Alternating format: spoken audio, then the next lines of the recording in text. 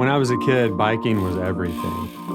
I got my first bike with training wheels, and I remember it was a big event. The bike was freedom. It was like the coolest thing ever, you know?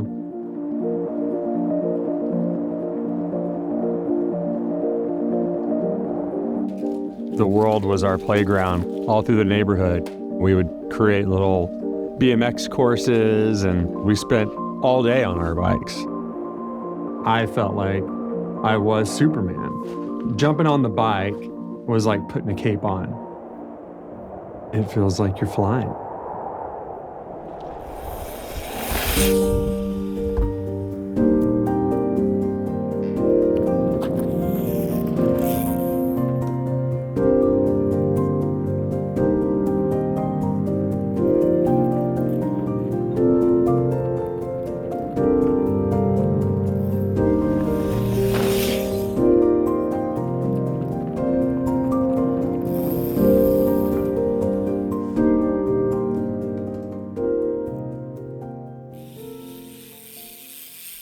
My name's Greg Dunham. I was born with spina bifida. It's basically where your spine is out of your spinal column. They have to put it back in through surgery, and most people are in wheelchairs after that. You know, basically have nerve damage, so I can't really feel anything from my knees down. I have muscle atrophy. I have no calves, but I can ride a bike. I love seeing how far I can push my body. It's like a meditative experience that you're having with just you and your bike, and you're pushing through, and you are in the moment. I should not be able to do some of these things, but mentally, I can push through, and that's what cycling has taught me. I can do anything. You know, if there's a hard mountain to climb, or if there's something you put on yourself, you're only gonna get through a hard journey if you take it one step at a time, or one push at a time. It's a barrier that I think is meant to be broken.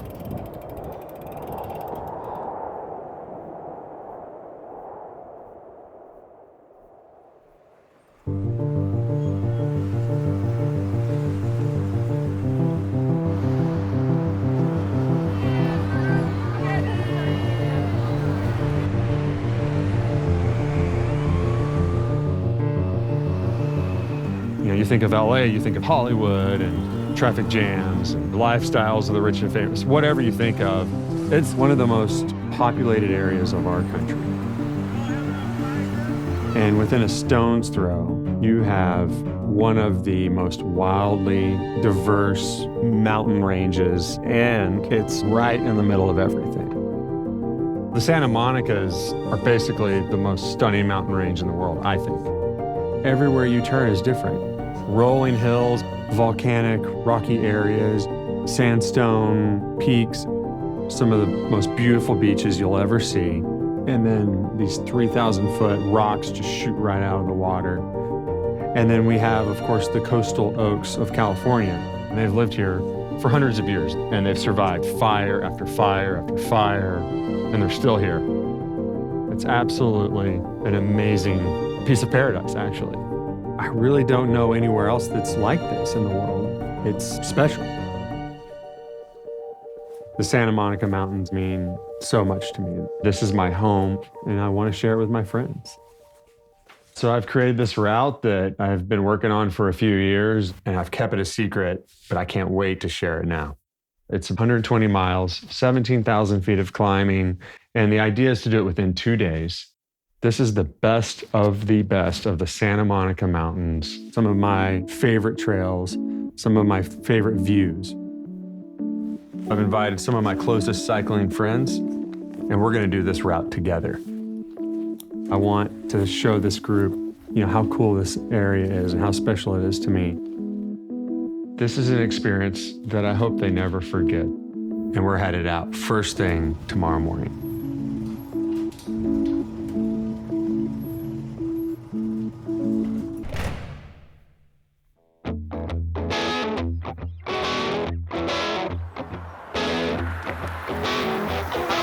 Folks, let's do it.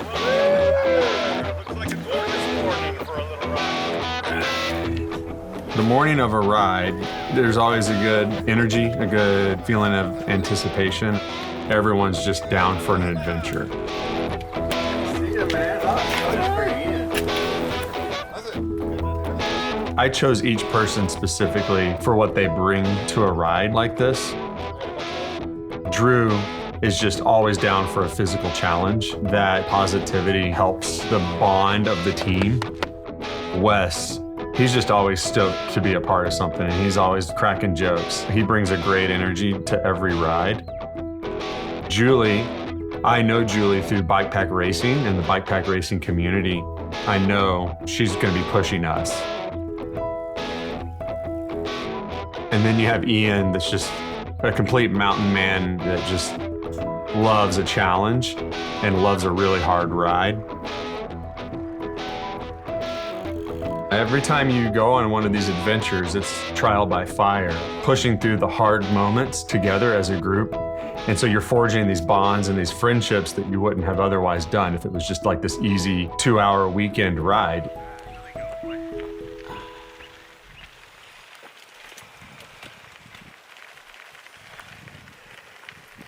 I think it's really important to stop and recognize the land, to understand the history of the land before you embark on any adventure. It's called China Flats, and basically it's going to look over. The land that we're going to be riding on is Chumash land. It has such a deep and rich history going back thousands of years. I think understanding that history and connecting with it will only make the ride that much more special. Amanat Netawan Alan Salazar, Pasekva Nukasin. Hello, I'm Alan Salazar. I'm from the village of Pasekva, what we now call San Fernando, California. When we're out on the land like this, I acknowledge whose land we're on. Tuapu is a Ventureño Chumash village, and this is Ventureño Chumash land.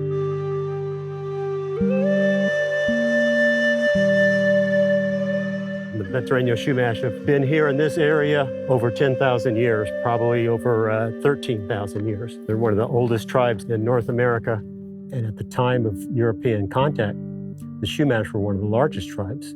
They estimate that there was probably at least 20,000 of us. We have never signed a treaty with the U.S. government. The U.S. government never acknowledged us, so we feel our land was taken and was basically stolen from us. When people go, how can you live? It's just kind of dry grassland. There's a few oak trees, but not that many. We've dramatically changed. When we look at the land today, it's not anything what it was like even 500 years ago, let alone 5,000, 10,000 years ago. It was much greener, hundreds and hundreds of different native plants that were edible. Tools could be made from them that were used for medicine. There was much more wild game to hunt. 200 years ago when the Spanish came, they just brought the cattle over here and they ate all this grass. It was free range. A lot of these trails have been used for thousands of years by Chumash people. We traded extensively. We had trails to connect villages. We were hunters, gatherers, and business people.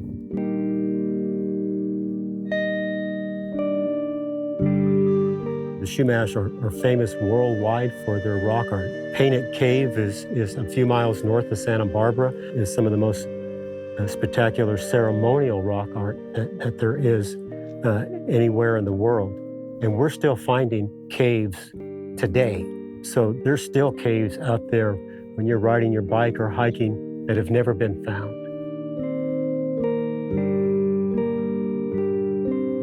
What was the religion of the Chumash people? What was the religion of the Jatavian people? My simple answer is one of respect. We need to be respectful of each other. My Chumash people have been here for 13,000 years. I'm at the end of this life journey. We believe in reincarnation, so after I die, I'll come back again. I hope that my my 10 greats go. My 10th great-grandfather, he talked about this painted cave in Santa Barbara. We're going to go up there and see it today. That's my hope. Be respectful of the land that you ride your bike on. Leave it the way you find it.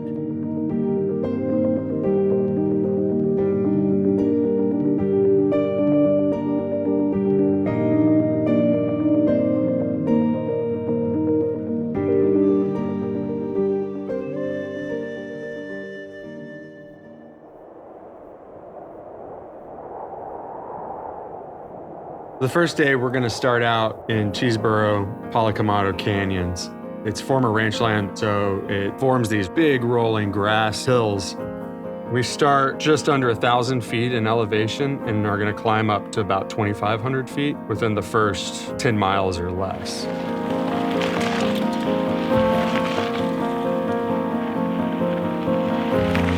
It's a pretty rugged and steep climb all the way up. I'm under spot.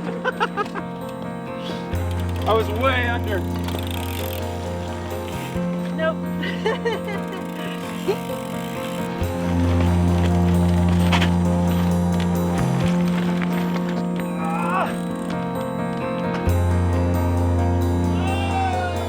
Typically, you feel pretty good at this moment. You're warming up, your body feels good, and you know it's a long ride. You know it's going to be a couple of days, so you want to pace yourself and figure out the right pace for the entire group as well. Life gets really simple. We're really just riding bikes with friends.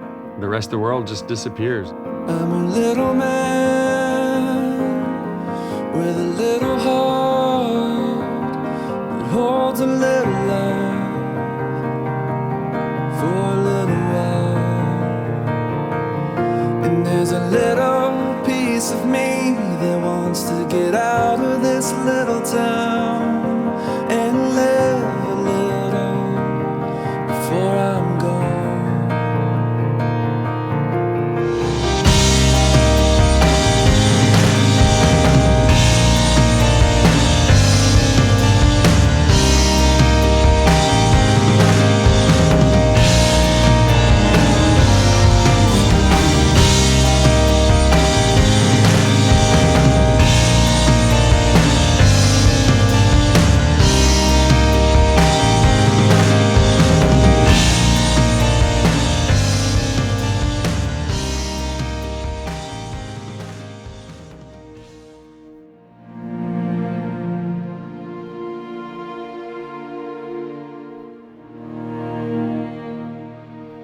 Once we climb our way to the top of Policamato and Cheeseboro Canyons, we reach a point called China Flats. At that point, we're able to overlook the entire route and specifically the Kaneo Valley, which is my home and full of spectacular mountain bike riding. Big time for the big hurrah. It's a time for us to kind of take a break, catch back up, maybe eat some snacks. Dude, you can spare a bite of that actually? I don't know. Oh my gosh. What is that? What kind of sandwich is that? That's an egg sandwich. Egg sandwich. Austin man. Did you grow the eggs? No, farmer's market. You grew the eggs yourself? You didn't lamb? Everyone's doing it. You're there. Nothing. You're vegan. I know. From China Flats, we get to rip down a big old fire road and make our way through Kaneo Valley. So this is the Wild West. It's also where Hollywood filmed a lot of the Wild West movies and TV shows. Bonanza, Gunsmoke, The Rifleman. So it definitely looks very Western out here.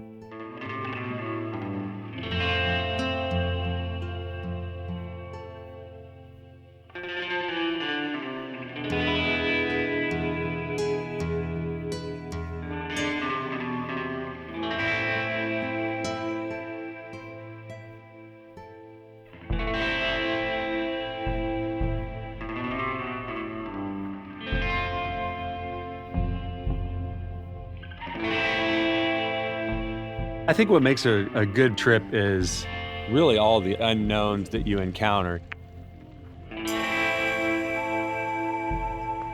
Full on. Someone's feeling frisky. Oh, it's two of them, huh? Yeah, they're mating. Do a mating thing with a coil up and like, God, it's like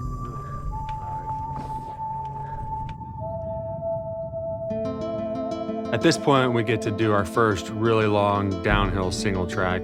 This single track is pretty treacherous, pretty steep switchbacks, cactus on every side, chunky rocks, and it's a fun rip down.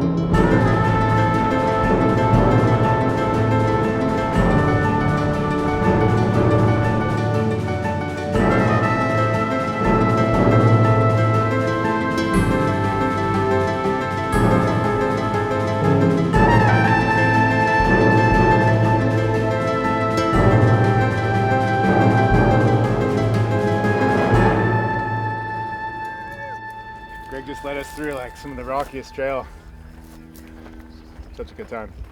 It was so bumpy, our stuff started falling off our bikes, and we made it though. The first half of the ride is generally like a shakeout. Did you pack everything on your bike correctly? Has anything fallen off? I lost my tool bag. Came undone. Oh, no, okay. The tool Like, bag. it was dangling. I was like, what the hell? Yeah, we got some of that chunk, huh? And at that point, we'll probably want to take a break just to unwind, relax. When you stop, you get time to play. Oh no, hold on. Are you gonna do that? He seeks trouble at all costs. Got it. You're not doing that. Julie's doing it. We're really just recreating what we did when we were kids, riding our bikes.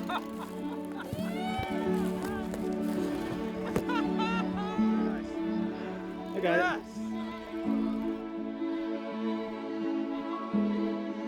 What do you guys think so far, huh?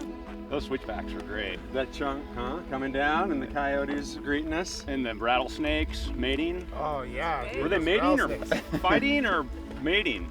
I couldn't I tell. think they were mating. They probably were mating, yeah. It didn't look too contentious. Seriously thought it was a stick. And then like the next two sticks I thought were snakes. There's that one right behind it. It's gonna be like that. Every stick. Whoa, there's some more snakes mating. Pretty wild.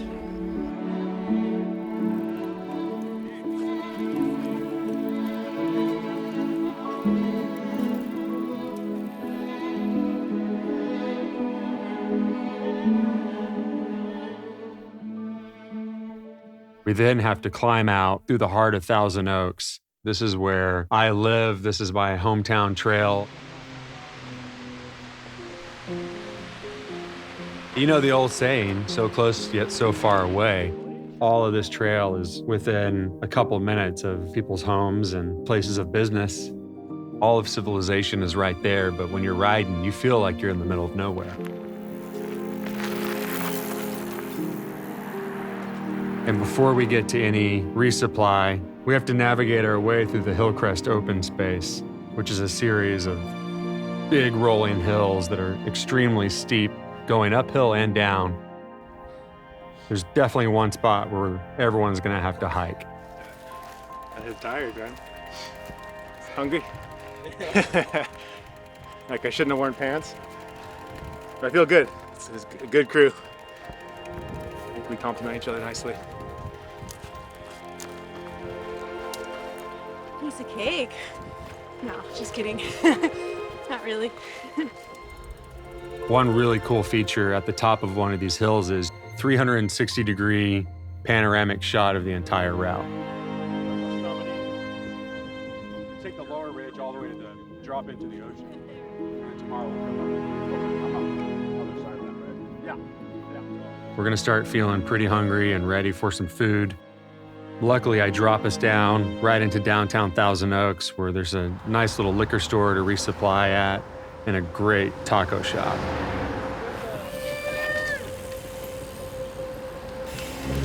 We have arrived officially.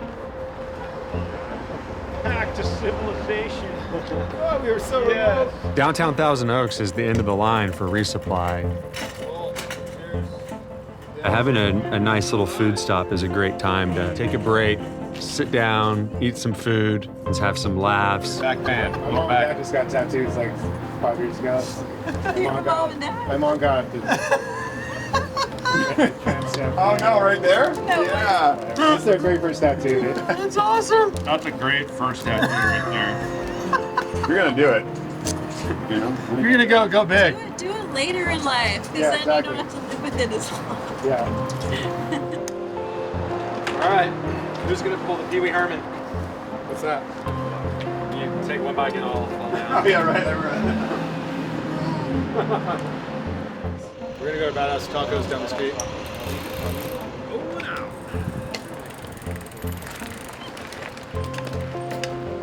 Stopping and having a food break is a great opportunity to really have a good time together. I mean, all great conversations are over food, I think.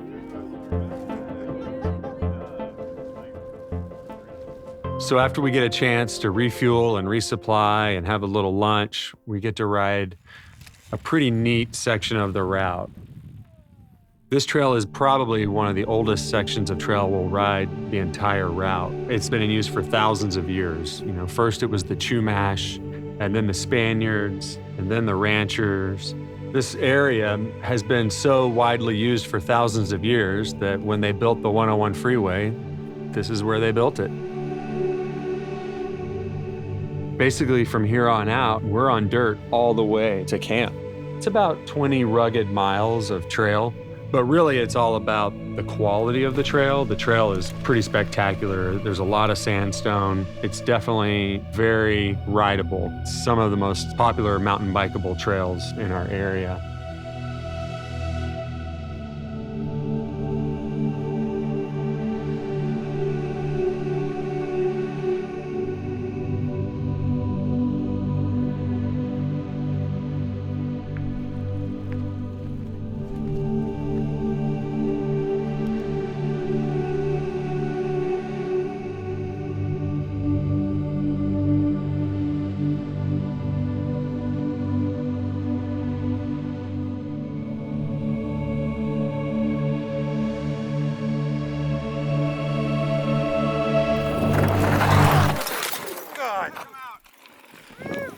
Sorry, dude.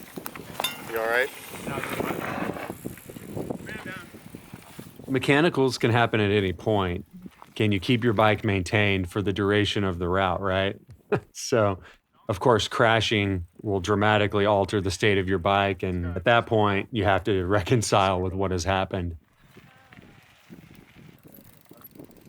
You guys see that? It's like a super nice control crash. But it was kind of nice. I mean, it's seriously really control thing. You know, when I crash, I never crash. That was a worst case scenario. Like, I was watching the whole thing happen. I'm like, yeah, how's the bike? Good. So we'll make our way to Sycamore Canyon, but before we drop into the canyon, I'm hoping that we're able to see Boney Mountain at sunset. I think this will be a spectacular highlight of the route. Not only is Boney Mountain one of the best views from the entire Kaneo Valley, but it's also one of the Chumash holy sites. So after we get a sunset view of Boney, we get to make our way down through Sycamore Canyon, through a pretty fast section of single track, right into camp.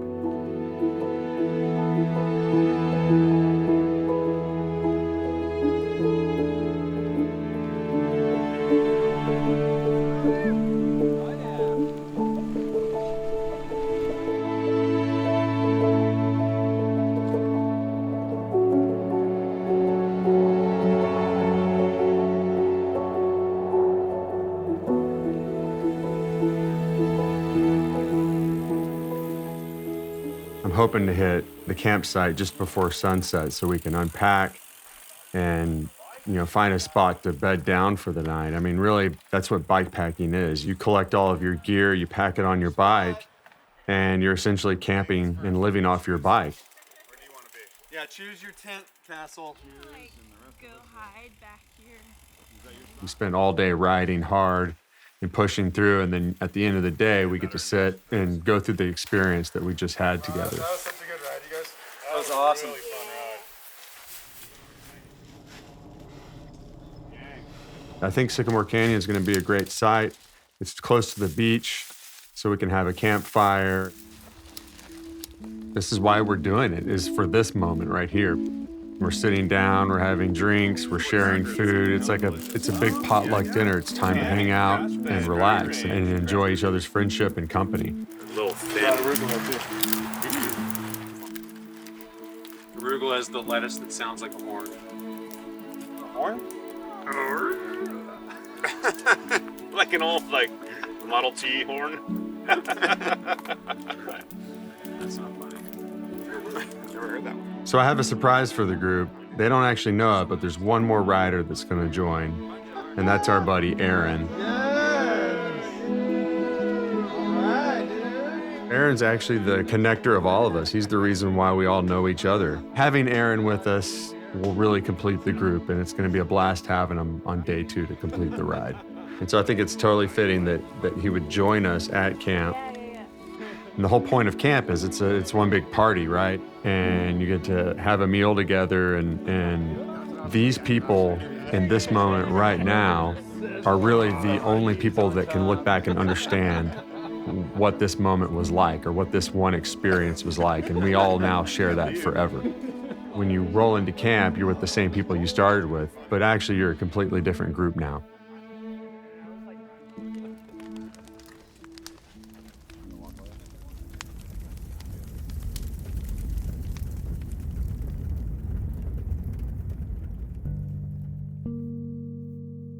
Pretty crazy. It's hard to imagine now, but the Thomas fire started in just over the hill, about 3 miles. I saw the fire over the hill and I just gathered up stuff and drove down the road thinking I would go back up. I could not get back up. We were one of the first buildings to get hit. I lost my house. Not a single green thing was left. Not a single thing. And so we were just left with just nothing but like a moonscape out here.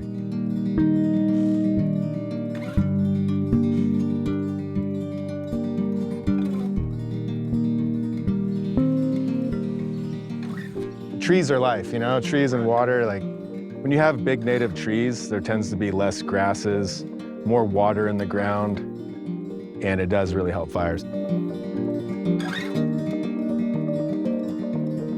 Long-term plan is to renaturalize just our surrounding area. So we're just trying to bring things back to where it was, really. And I'm really excited about, taking all the dead stuff out, tending to it, and just planting as many natives as I can,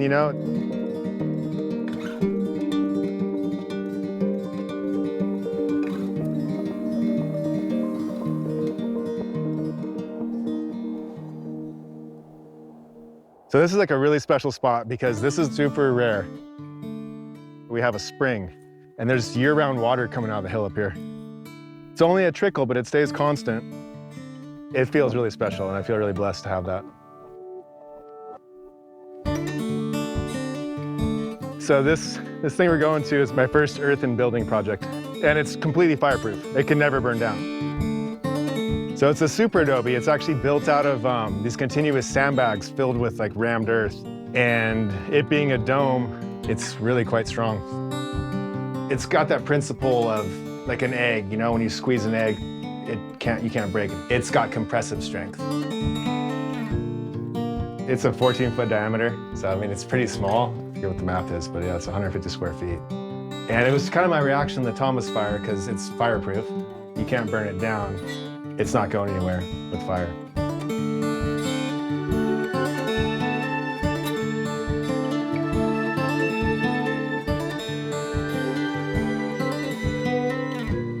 The actual structure took about 2 weeks. Building the custom windows, the fireplace, kind of did that all on my own, took off and on over the course of a year. I really wanted it to be completely hidden. So I was experimenting with what kind of vines I could grow on it. I thought maybe I was going to bury it even more, but I wanted to put a window in it. So it kind of limited what I could bury. But I just like seeing the process of life. I like the seasons. I just really like experiencing what's going on outside of me.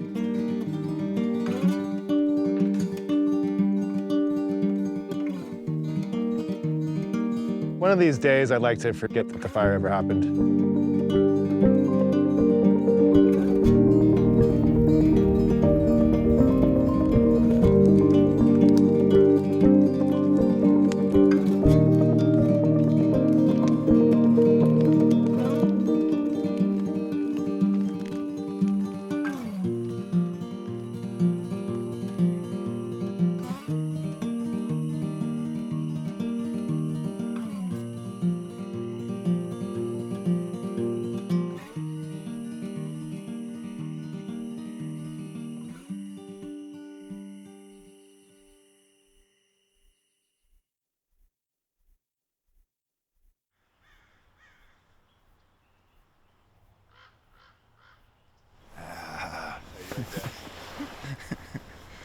Sleep, man.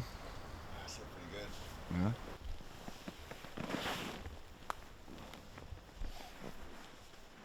Waking up on day 2, you wake up to see what's not working, what's not moving like it should be, and what's in pretty bad condition. And I'm not even talking about the bike, I'm talking about our bodies.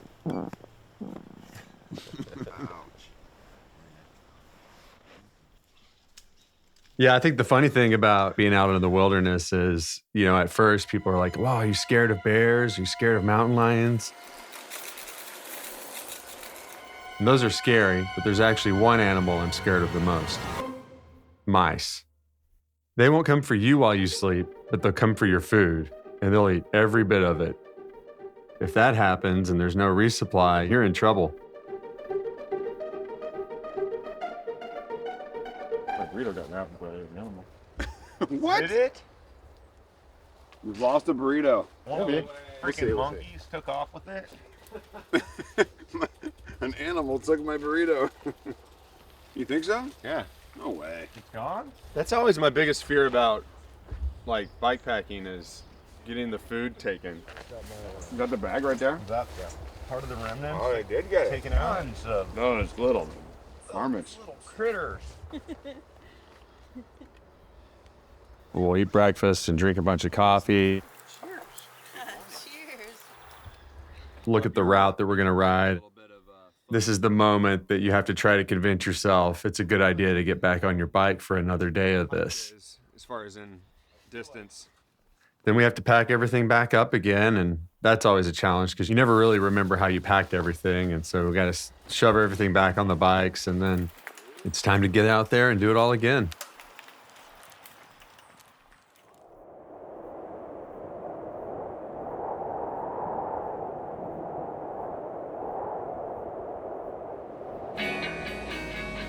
To ease us into day 2 and loosen our bodies up, I wanted to pick the smoothest trail possible.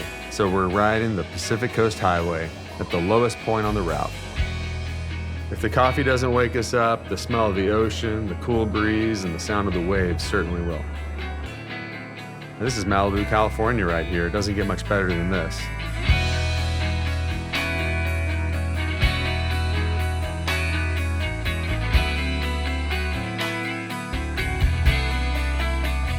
We'll ride the PCH for about 4 miles or so, and then we turn off onto Yerba Buena and get to push up a 3,000-foot climb. We go from the lowest point to the highest point in the Santa Monicas.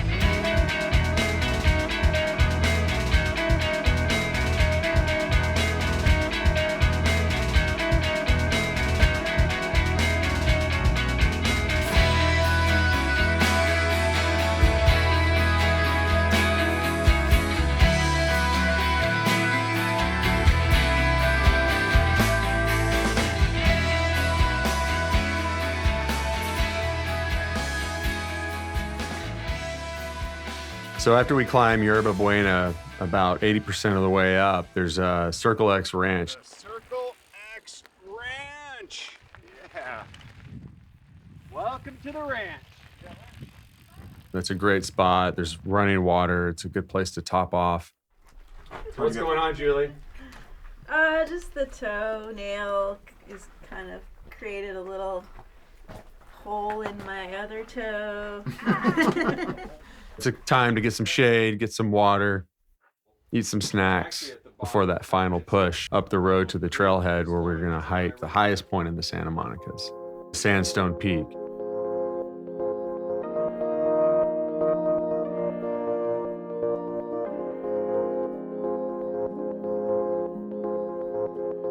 On the map, it doesn't seem logical, like why are we shooting off and climbing all this extra climb to get to the top? But this whole route revolves around the Santa Monica, so I think it's important for us to hit the top.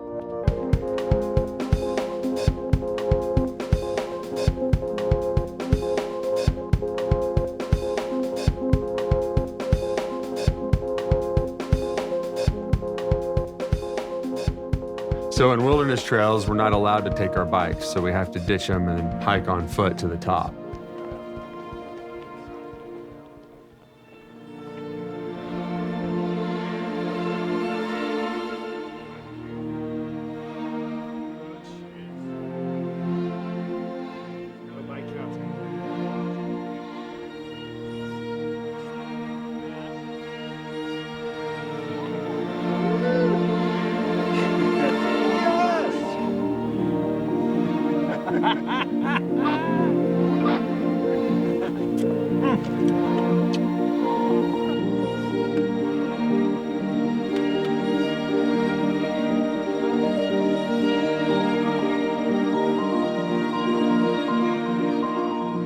From this vantage point, we're going to be able to look out along the Santa Monica Mountains and witness the damage that the Woolsey fire did in 2018. It devastated over 88% of the entire Santa Monica Mountain region. The Woolsey fire ended up being 25 miles wide by 50 miles long. It was a deadly, deadly fire.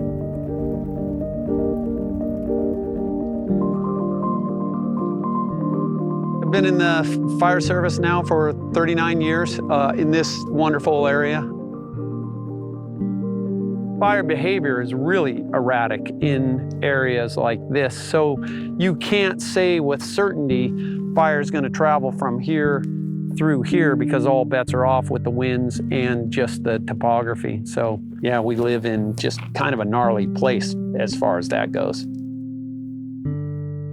Now they are more destructive and larger in acreage, total acreage, than the beginning of my career. So definitely the second half of my career it's unprecedented. Yeah.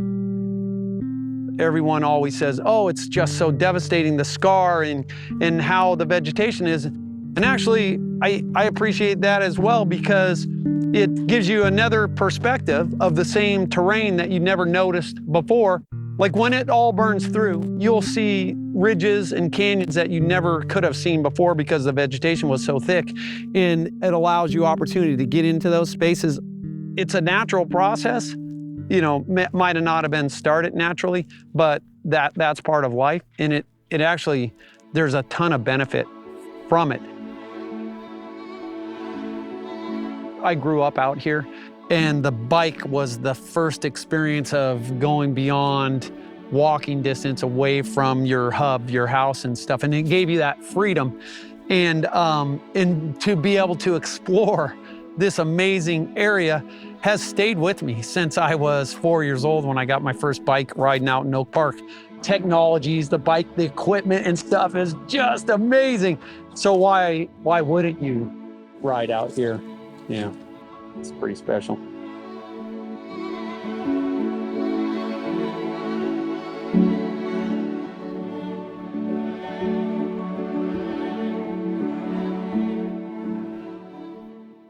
"16 years ago, I heard the traffic collision on the radio scanner and not knowing that it was my brother. And then a couple hours into the accident, I was notified by the medical examiner that my brother was killed. Cycling is my passion, and so I thought I would get on my bike and go down and see the crash site and then just go suffer on the bike all day. So I made this route in my head, and I thought I would incorporate, the Santa Monica Mountains and just wallow in misery. I did that, and as I was riding up my street, I was thinking, man, my brother would be ashamed of how I'm turning this into wallowing and not doing something better than that. And so at the end of that day, I went, man, this was hard, but it was terrible.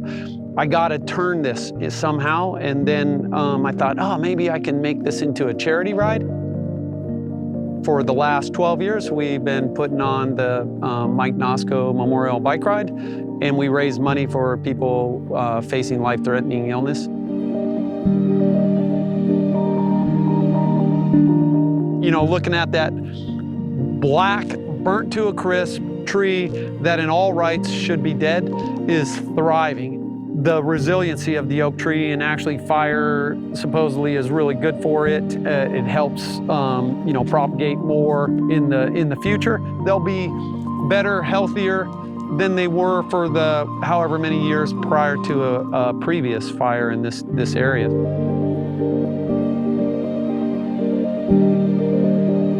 You have to take advantage and also appreciate what we have. You know, it's not to be taken for granted, for sure.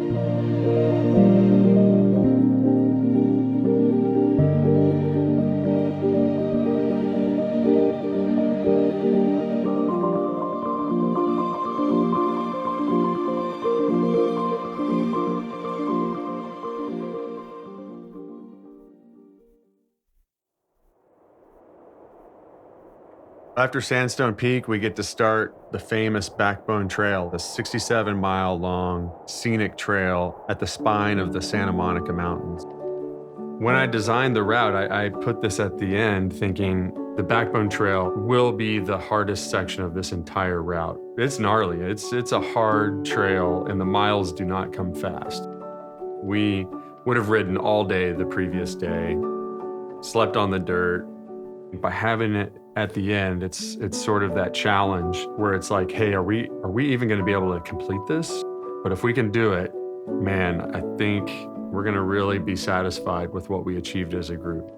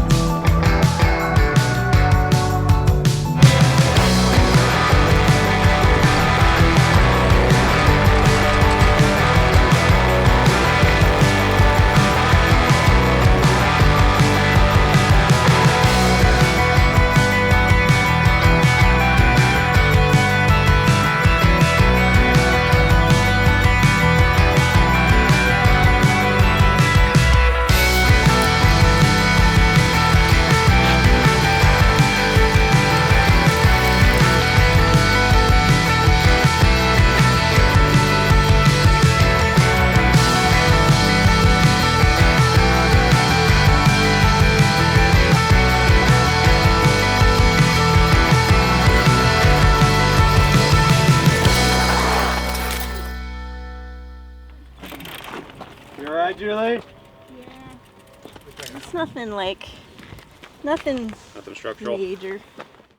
Always something will go wrong. Like you can count on it, or you crash. It's just a matter of remaining calm in the face of adversity and just figuring out what you need to do next. I had done the Arizona Trail Race 300, and I knew that starting with all those people would make me nervous because, it's a competitive race and they're probably going to start fast. I'm going to get caught up in the traffic. There's lots of baseball-sized rocks in the switchbacks, and they were all loose. And I was going a little too fast down this downhill, ended up landing with my shoulder directly on a rock. I got up and I couldn't move my arm. It was just in so much pain. The rescue guys came out and they were like, "Oh, I think it's a dislocated shoulder." I fainted. I was gone. A lady walked up and she had an IV bag and stuck a needle in my arm and got put in an ambulance and taken to the hospital. I don't know, I just have this sort of quality where the more beat up I get, the more I want to figure it out and make it work. The mountain bike culture, there is a common assumption that, oh, you're a woman, you're probably not going to go down this downhill very fast, and can I get in front of you? And then you're stuck behind some slow dude. There are definitely pro mountain bike women who complain of the same thing. I can imagine if you're world tour pro and you're just a gal and you still get this assumption that you can't descend, that you're not going to go for it, you're not aggressive enough, or you're not going to be fast enough or whatever.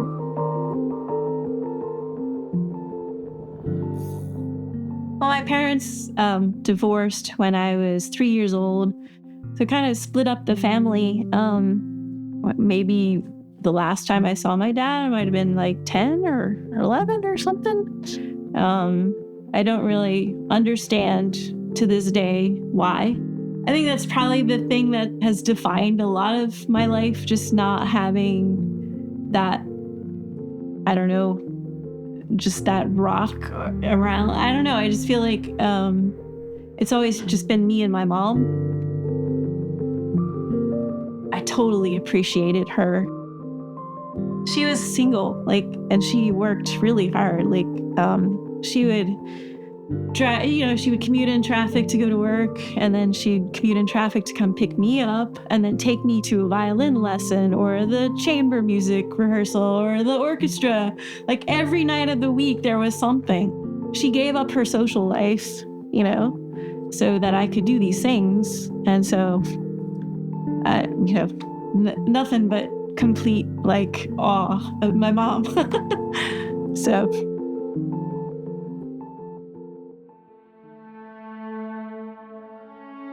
I think my heart and soul is in the woods. Just being out there, you look around you and all there is trees as far as you can see, and there's no people, and you're the only one out there. That's the best. And when I was a kid, I was always playing in the woods. When you're under the redwoods and there's nothing but the smell of the redwoods and the incredible duff, velvety, soft trail beneath you, and you hear that crunch in the tire, and you got this trail that kind of swoops and corners, and you're just in the flow, and then you hit a little kicker and you get a little air, and then you just that's what it's all about for me. We're adults and we're playing in the woods. It's just pure play. It's fun. I think everyone needs an outlet like that. I definitely have this kind of zone that I like to go to where I'm expending quite a good deal of energy to get good at something. Maybe it has to do with just not having a father growing up, but I still am kind of grateful that I have this drive to try to take things as far as I can. And, when things knock me down, I don't give up. I just never give up. It's all good. All right. Good. After you guys. All right.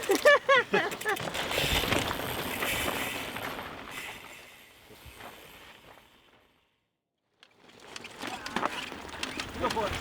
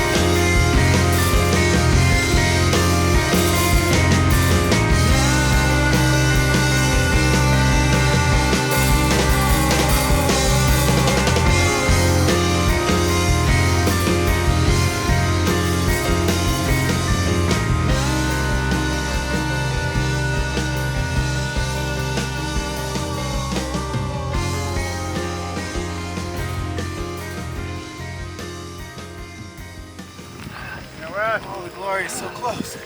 Oh, for crying out loud. We are savages. Yeah. Modern world. Good job. Yeah, man. Wow. Duck deep. You tired me out. Tired me out.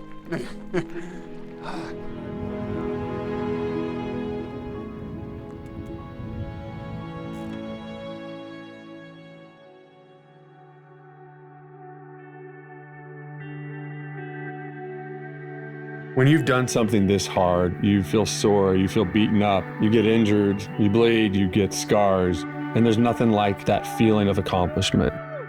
This is the best high in the world. It's a feeling that's more permanent than a scar.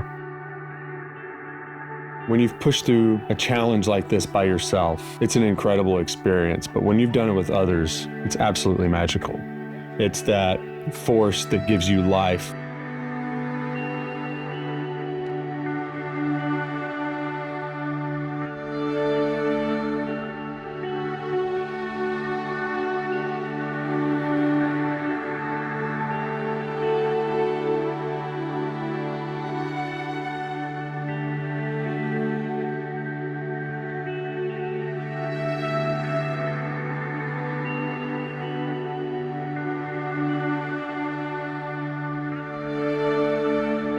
When it all burns through, the resiliency that in all rights should be dead is thriving.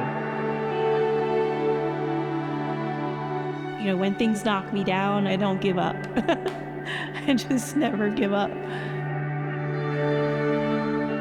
You're only going to get through a hard journey if you take it one push at a time. You know, I just like seeing the process of life. I like the seasons. I just really like experiencing what's going on outside of me. I'm at the end of this life journey. We believe in reincarnation, so I'll come back again.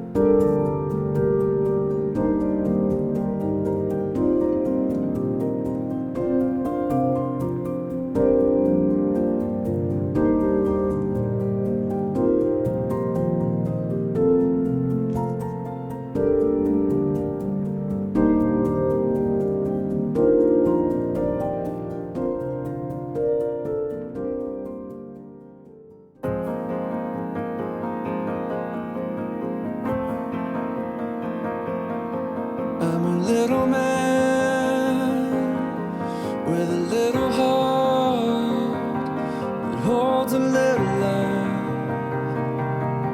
for a little while. And there's a little piece of me that wants to get out of this little town and live a little before I